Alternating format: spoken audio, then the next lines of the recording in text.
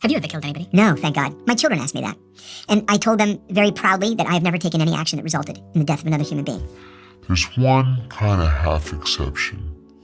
And I think about this all the time.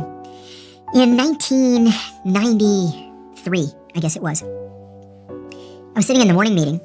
I told you earlier that every unit meets every day at 9 o'clock, and you just talk about what happened in the country that you cover overnight. I was in the morning meeting, and the secretary came in, and she said, John, General Powell is on the phone for you. Call him Powell.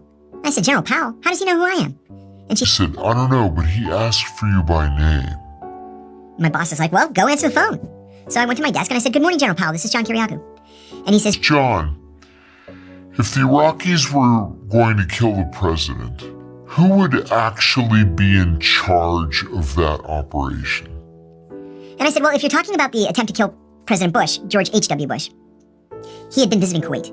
I said, Kuwait operations are run from the Iraqi intelligence service's Basra station. But Basra station is headed by Sabr Abdulaziz Adori, the director of the Iraqi intelligence service. He says, where does he sit? I said, Baghdad. Where exactly in Baghdad? I said, if you hold on a second, I'll look up the address. So I looked it up. I gave him the address. He says, thank you. And he hangs up the phone. I go back in the meeting. They were like, what do you want? I said, he wanted to know about Sabr Adori and the attempt to kill President Bush. I'm like, okay. 8 hours later, we fired 47 cruise missiles into Iraqi intelligence service headquarters. But by then it was the middle of the night in Baghdad. And we killed the janitor.